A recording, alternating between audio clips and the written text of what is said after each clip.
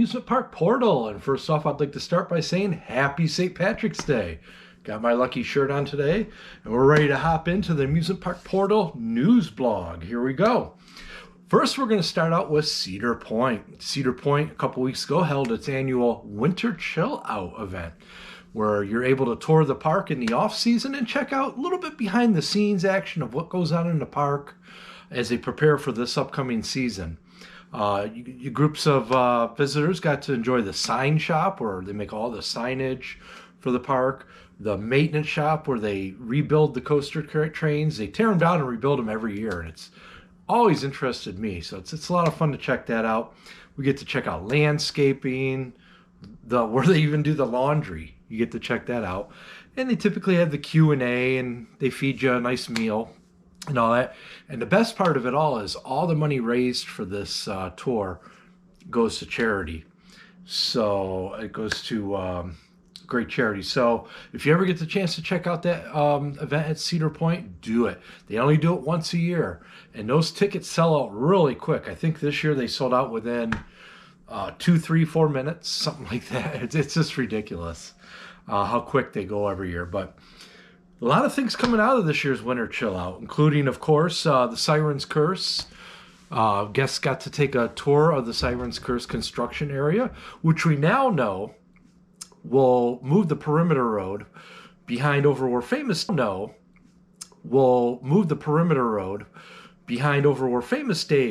was located, right there, kind of along the water is where that will move to. Siren's Curse is kind of taking up the area that used to occupy, or the perimeter road used to occupy, and it looks like they are building another parking lot in that area as well. So, and speaking of Famous Dave's, I want to mention Famous Dave's at the marina is no more. It is closed. However, don't fret. If you're a fan of Famous Dave's, you can go right down the street over to Castaway Bay, because they're moving it there. That's right, where Quicker Steak and Lube used to call home. Well, Famous Dave's is now going to call home. And the good thing about it is it'll be open year-round instead of seasonal, like the current Famous Dave's in the park.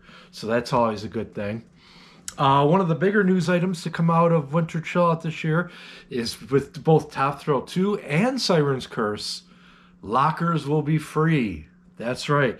The park is listening to the pleas of enthusiasts.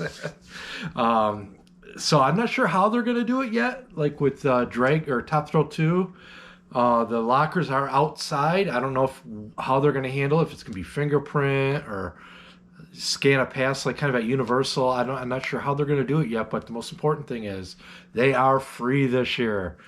That's wonderful news. That was always the biggest gripe about some of these newer coasters. They understandably make you get a locker for your loose articles. However, to make you pay to do that is Now, it's understandable if we bring like a backpack into the park and a bunch of loose crap.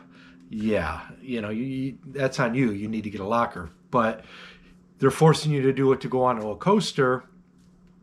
Well, I understand why they should be free. I'm happy they're going to be free. And another happy thing at Cedar Point is Happy Fryer. You know that French fry stand right across from the entrance of Gemini?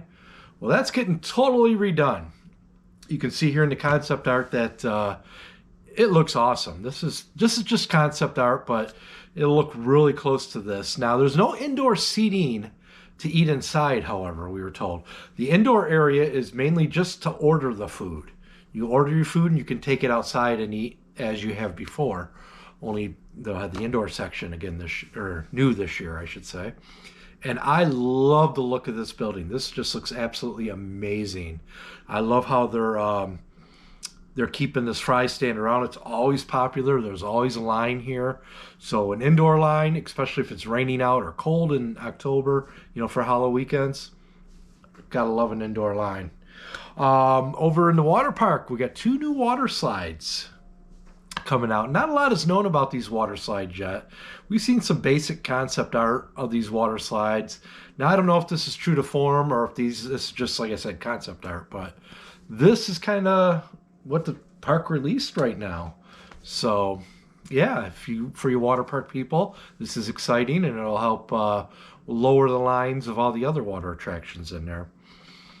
That's one of my biggest gripes about water parks is the lines are just brutal. Most of those slides, I shouldn't say a lot of them, only take one person. So you got one at a time going down. So it takes a lot longer than, if you're waiting in line for a coaster or something else. Another new change you can expect this year is the park's 150th anniversary sign, right when you enter the park. Well, that's getting changed, and here is the new sign. I love it. Looks good. It looks like it's still going to light up in that, so it makes for a great picture spot when you enter the park. And a good meeting spot, too. We always use that as if we got lost or separated from our group. We always use that as like a meeting spot, which is nice. Well, Chicky and Pete's looks like it may finally be gone. That's right. After the last couple years, it being hit or miss, being open. Last year, I think they took the dining plan away from this location. It was not very busy when it was open, and it was closed more than it was open. And during winter chill out, there's some pictures taken. It looks like the sign has been taken down for Chicky and Pete's. So, yeah, I think the death of that place is when they got rid of the dining plan. Very few people went there, which is unfortunate. It's got a great atmosphere. I remember way back when it was the Silver Dollar Cafe. They used to serve breakfast in there. You go into the park. I think they opened the gate a little bit early if you had a reservation, or you can just go into the Silver Dollar. They serve breakfast up until like 11 a.m. or something like that. I remember walking by, you could smell the bacon in the morning. It was really good. So hopefully they can bring something like that back, or another full-service restaurant in the park is much needed. They are lacking indoor seating at this park, and so it's kind of important they open this spot back up.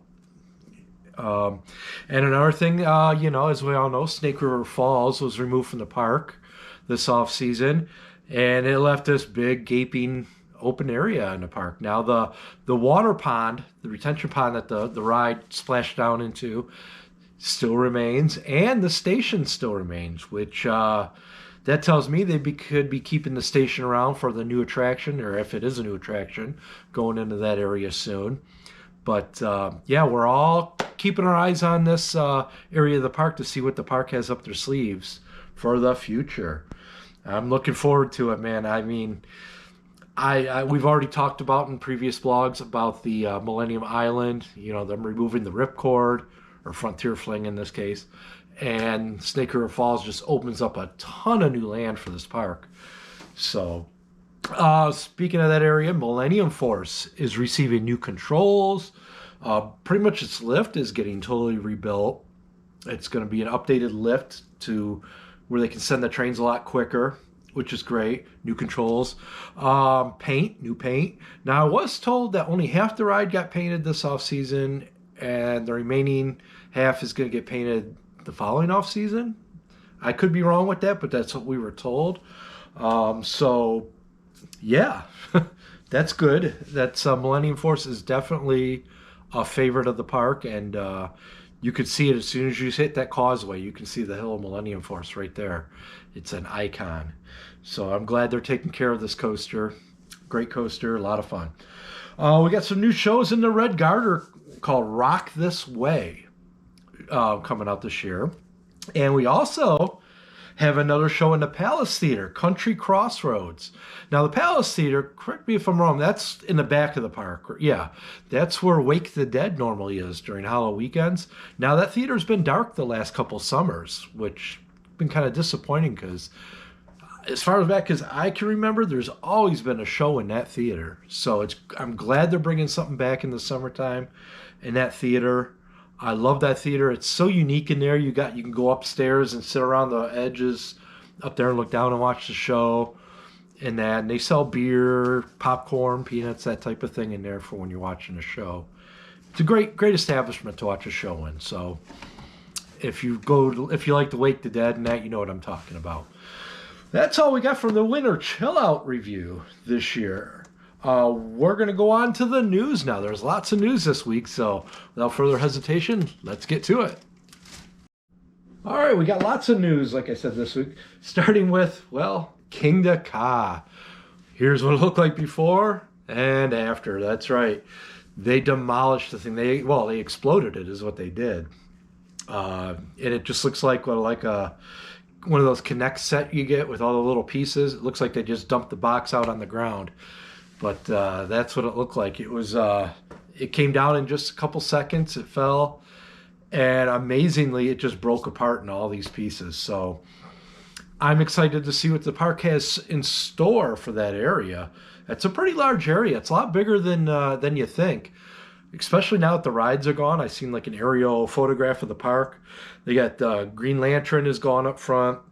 The top spin's gone, and the parachute tower, and then of course Kingda Ka is gone. That opens up a huge area in the park. There's been lots of rumors, nothing confirmed as of yet by the park, but they say it's going to be record breaking, whatever it is. So I'm excited to see what they have in store.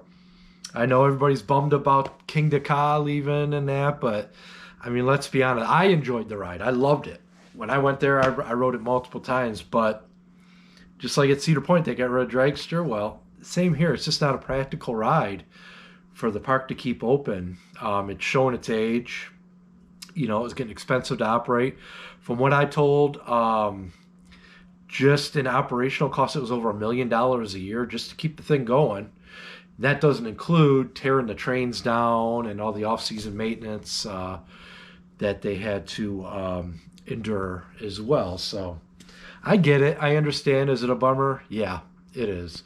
But all you can do is be excited about what the future brings, and I think they got some good things up their sleeves here. All right, next time we got opening day at Dollywood was this past weekend. Lots of things going on at Dollywood this year, including a revamped country fair area. They had like a kids play area with a barn. It's got artificial turf out there. They got some games, I believe, for the kids. Also, the park reached capacity. They were turning people away to park in other places. Splash Country, the theme park, and I think even the resorts, their parking was just full. So they were sending people downtown, Pigeon Forge, Gatlinburg area to park in the lots out there. And I guess some kind of shuttle was going back and forth. So that's good news for the park. But one of the new things they got this year is they're opening up an additional 750 parking spots, which obviously it's needed. I mean, I can tell you, I can count on two hands probably the times last year where the parking lot hit capacity and there was no room for you people to park. Tennessee Tornado received a new paint job, which is cool. I can't wait to get down there and check it out. One of my favorites, probably one of the best aero corkscrews ever made. And the park is starting to tease the 2026 attraction, which all we know is it's going to be an indoor attraction. And it's kind of sounding like this little teaser that the park put out on opening day here.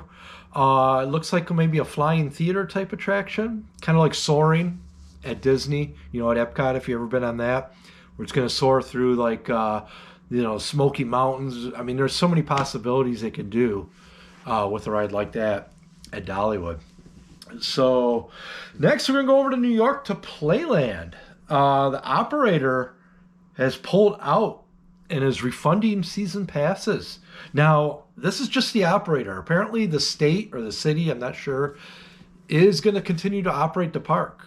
But if you purchase a season pass, I guess you're getting a refund from the operators. You might have to repurchase a season pass, or I'm not sure how that's going to work, but interesting, because I believe those operators just took over a few years ago because the local entities didn't want to deal with the park themselves anymore, or they couldn't, so they had an operator come in. So kind of interesting. That only lasted a few years.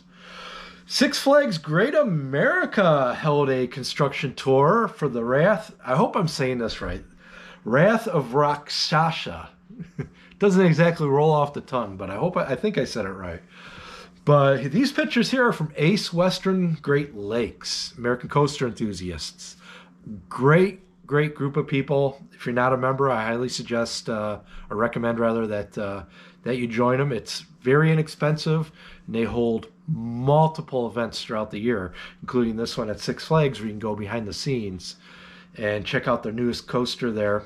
This dive coaster looks amazing. I just absolutely love these colors that they went with. I don't think there's another coaster out there that has gold supports that I'm aware of.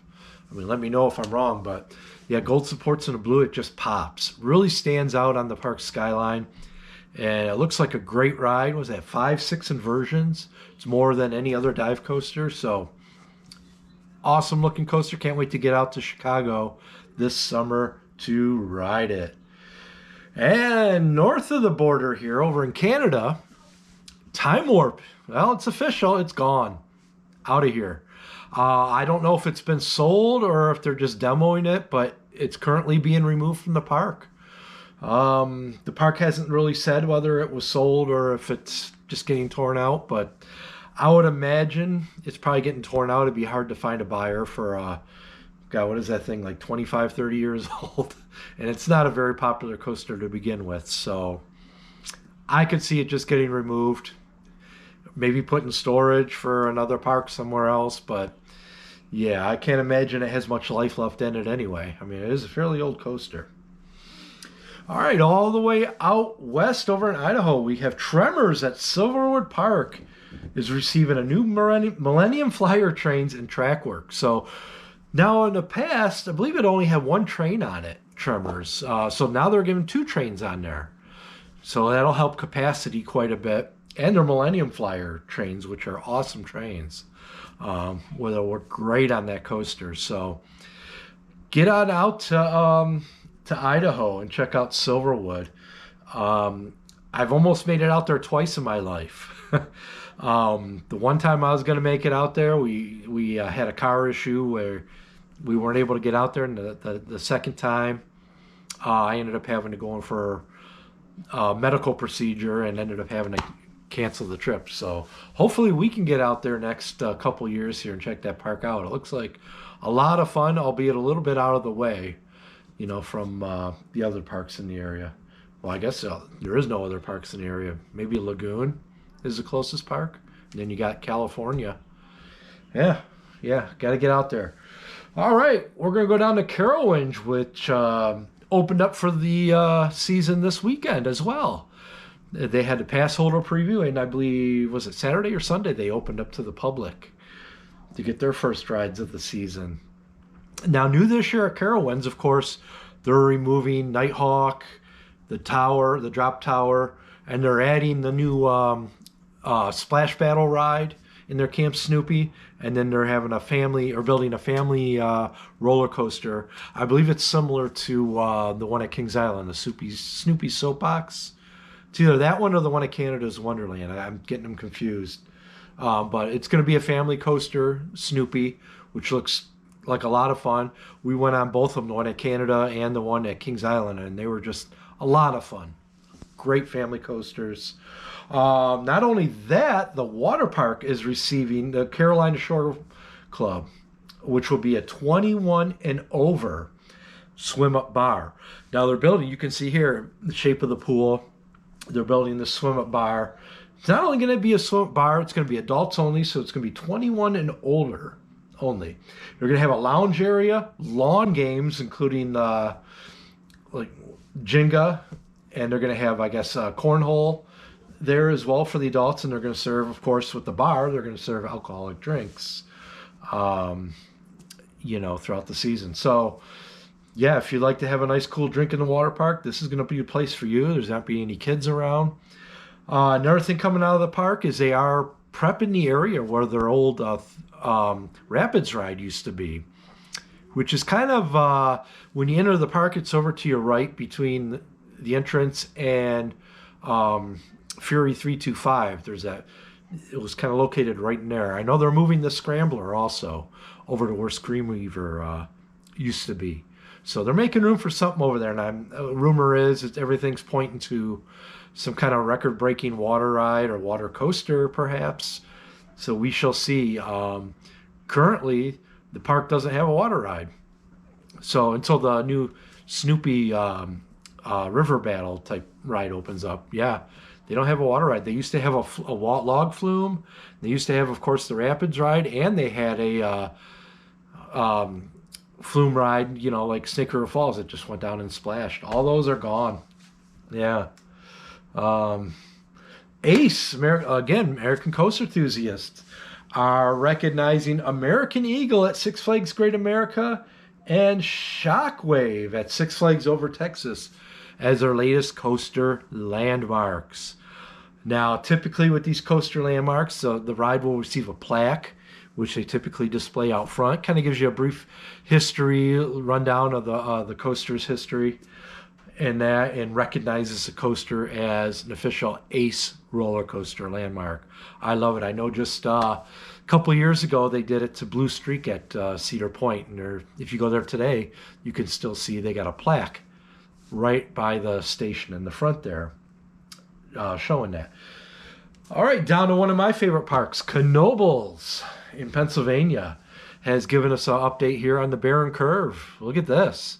Looks like they've redone the train, or the carriages, the cars have all gotten redone.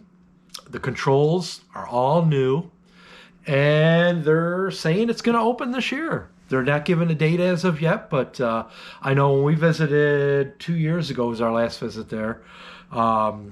We showed off pictures of, they had the track up for it, but that was it, just the track. Now they got the trains and the controls and all that just about finished up. So looking forward to that. That's always been a favorite flat ride of mine. I really miss the one at Kennywood. Kennywood used to have one. And I think the only other operating one in the country, correct me if I'm wrong, but it's California's Great America, which is set to close down.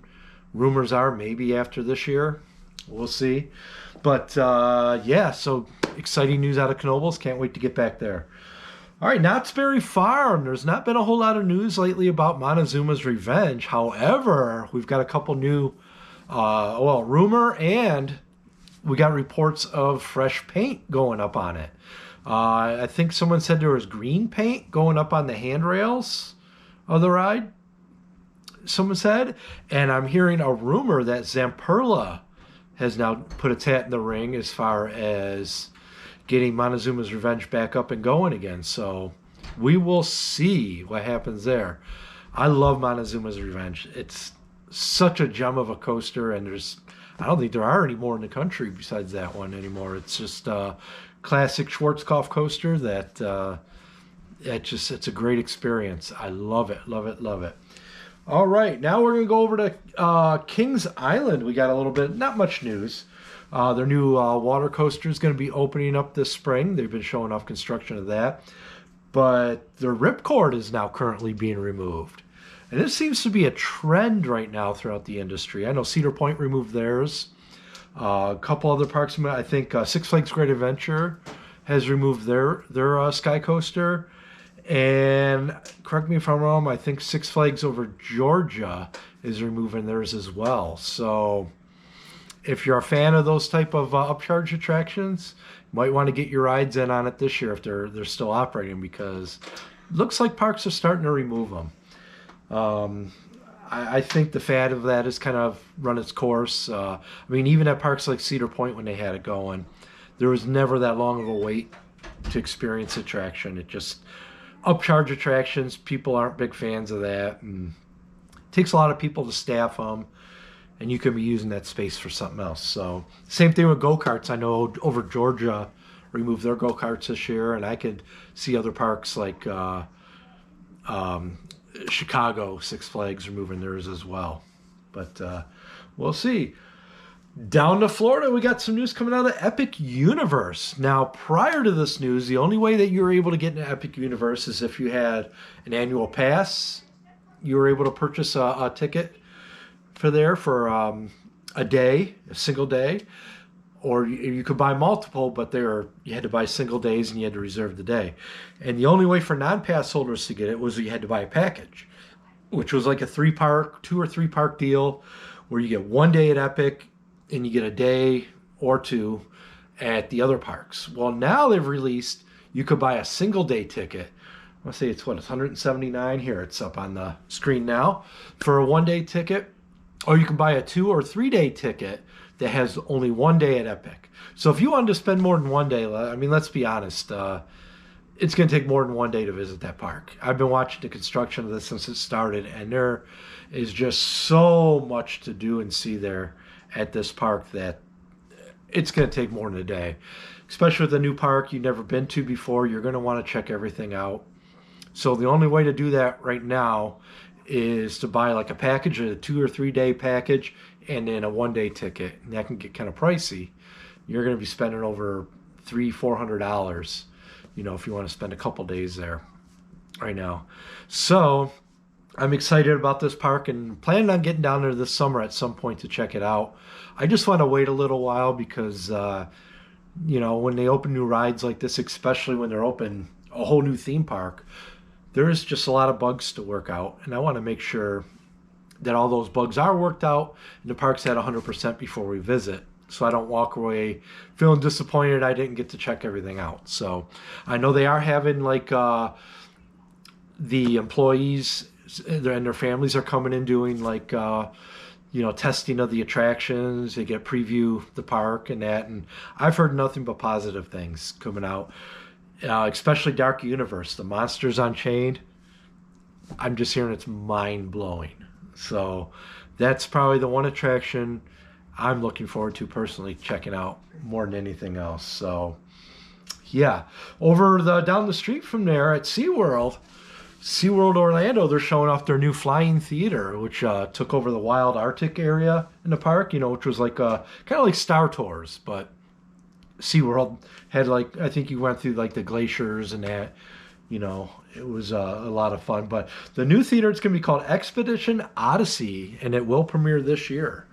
Now, this is an interesting one. As you can see here from the diagram, it really doesn't show it very well in this diagram, but they load you in there. It's double loading, so you got seats on both sides of the seating carriage there.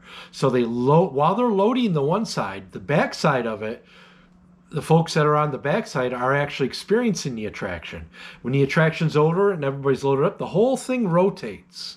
So the people that just got off the attraction will exit and new people will get on. And the people that just got on, they experience the attraction. So technically you got multiple theaters going at the same time, which should help the throughput, tremendously. I gotta get a drink here. But this is exciting. I'm excited to get back down to SeaWorld. This looks like an amazing attraction. It's a little outside the box for SeaWorld, which I'm happy for. I like to see new and innovative attractions making their way into the parks. Excuse me. All right, next up we got Cedar Point and Kings Island have released their early ride entries for pass holders this year. Yeah, I know there's some people crying already, but if you're at Cedar Point, you got a season pass, or you're a guest of one of the resorts, you get early entry. This year, the early entry is going to include the Cadillac Cars, Cedar Downs, which is right next to Cadillac Cars, which is like their racing carousel, fast carousel there. A lot of fun. Gatekeeper up front, Iron Dragon, select rides at Kitty Kingdom. They usually open up a handful of rides at Kingda Kingdom for the morning there. And Millennium Force is back on the early entry. Didn't they take that off last year? Correct me if I'm wrong for early entry. I think it was just the boardwalk area that was early. I could be wrong. Maybe they did include Millennium Force, but yeah. Next up we have Kings Island. Now, Kings Island does it a little different. Every month or so they change up what attractions are available for early entry.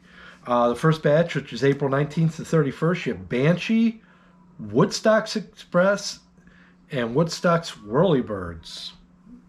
Okay. Then next up, June 1st to July 31st, you have Orion, Snoopy's Soapbox Racers, Franklin's Flyers, and Snoopy's Space Buggies. That's kind of weird because that ride's on the opposite side of the park, and yeah. August 1st to the end of Halloween Haunt, except for Fridays. Remember that. Beginning August 15th. They have Diamondback, Mystic Timbers, Boo Blasters on Boo Hill, and the Great Pumpkin Coaster.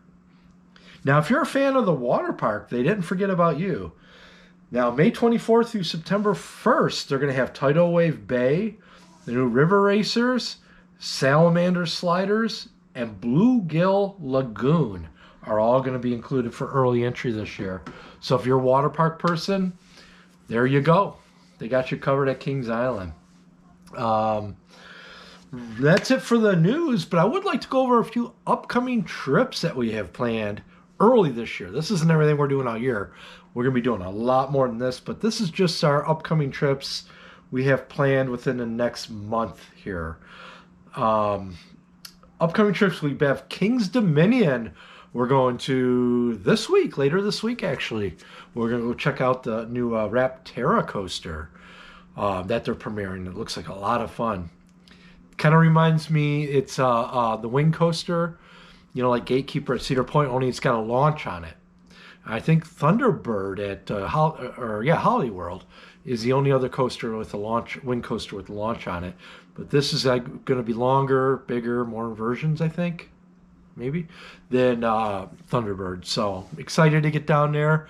We're going to bring that coverage to you. So be sure to pay attention to our YouTube channel and subscribe, by the way, too, if you haven't already, to check out that coverage. And then we're also going to do Busch Gardens while we're out there as well. We're going to head over. It's just right down the street there. I think an hour away, Busch Gardens. So Busch Gardens, Williamsburg. Now, I don't think Big Bad Wolf will be open, but nonetheless, Busch Gardens, Williamsburg is always a good time. Then the following week, next week, we have Six Flags. I can't even talk. Six Flags Great Adventure. There we go. I got it out. We're going to be over there to visit the new Flash coaster. And that just, I'm excited for this one. The new Flash coaster looks like a lot of fun. I know there's some people out there saying that doesn't look like it's going to be much, blah, blah, blah. But it looks like a lot of fun. The people that have ridden the only other one of these launch boomerang coasters like this, that is over in Japan, I think it is, said it's a lot of fun too. So a lot of people are under the misconception that this is Kingda Ka's replacement. It's not. This is its own attraction. It was supposed to open last year, but delays got the best of it. So here we are this year, which kind of works out because it's an off year for the park. You know, they're down a couple attractions. They're going to be building a new record breaker. Excited to get out there. Next one, we're going to be visiting American Dream Mall. Now, this mall, it's kind of out near Six Flags there. Indoor mall they have, it's kind of like a Mall of America. I think it's just as big or slightly smaller than the Mall of America, the second biggest mall in the country. They have a Nickelodeon Universe theme park inside. There's also a water park in there. We're not going to be doing the water park, but we will check out the theme park and let you know how that is. So be looking forward to that. Of course, we got opening days for Kings Island coming up here. I think is that end of next month. Kings Island opening day. And we got Cedar Point opening day, also rearing its head. This off season just flew by. My God, where'd it go? It seemed like just the other day we were at Halloween weekends, but here we are, off season. Got my pass ready to go, so looking forward to that. All right, the final thing we got for you here is our show and tell. We'd like to show off something that we have in our collection, our amusement park portal archive, if you will. This week we have a shirt. Now this is a rare shirt. This has been hanging in my closet now for, oh gosh, what is it? Like almost 30 years, something like that. This is a Coaster Mania. Yeah. Coaster Mania at Cedar Point from 1996. Yeah, this was the shirt they had. I can't remember if they gave these to you or if we had to purchase them, but yeah, and there on the front you can see the Coaster Mania logo up front. And then on the sleeve here, it says Cedar Point, June 7th, 1996 on the sleeve. This is an old shirt. It's actually starting to age. You can see the coloring of it a little bit, but yeah, there it is for our show and tell this week. Coaster Mania back in 96. I think that may have been the first one. I have to go look into that and see, but let me know in the comments down below when the first one was. Is it 95 or 96? Somewhere in there, I thought.